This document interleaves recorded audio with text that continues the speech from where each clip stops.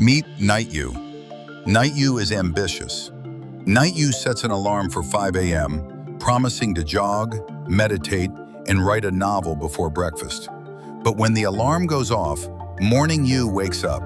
And Morning You, is a zombie. Morning You doesn't care about novels. Morning You only cares about one thing: the warm, soft embrace of the pillow. Why is this battle so hard? Why does waking up early feel like fighting a war against your own body? The answer isn't that you are lazy. It's that you are fighting a biological machine that has been evolving for millions of years. And right now, you are losing.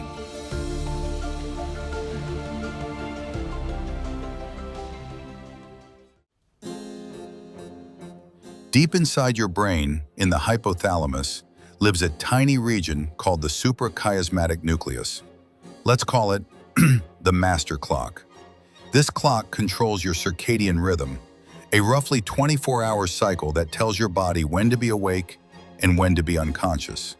For 99% of human history, the master clock was set by the sun. Sun up, awake. Sun down, sleep. Simple. But today, we live in a world of perpetual noon.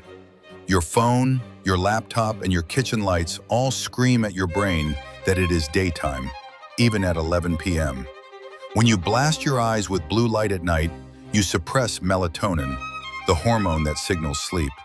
You are essentially giving your master clock jet lag every single night without ever leaving your house. There is another player in this game, adenosine. Think of adenosine as sleep pressure.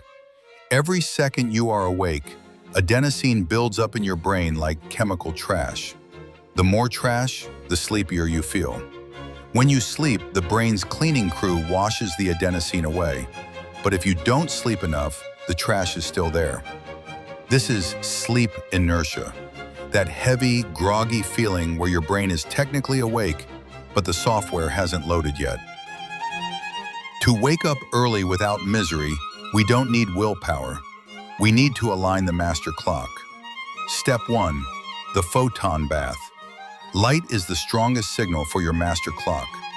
The moment you wake up, you need to view bright light, ideally sunlight. This triggers a cortisol spike, which sounds bad, but in the morning, it's good. It tells your body the day has started. Start the timer for sleep 16 hours from now. Step 2. Thermal manipulation. Your body needs to drop in temperature to sleep and warm up to wake up.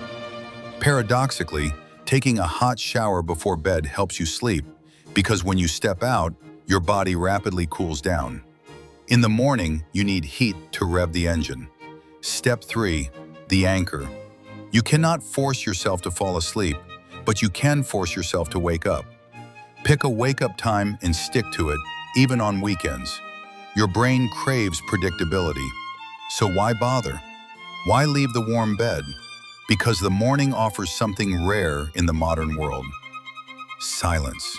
No emails, no notifications, no demands. Waking up early isn't about productivity or hustle culture. It's about reclaiming your time. It's about stealing a few hours from the chaos of the world and keeping them just for yourself. You are a biological machine. Treat your machine with respect. Give it light, give it rhythm, and the misery will fade. You might even start to like the sunrise.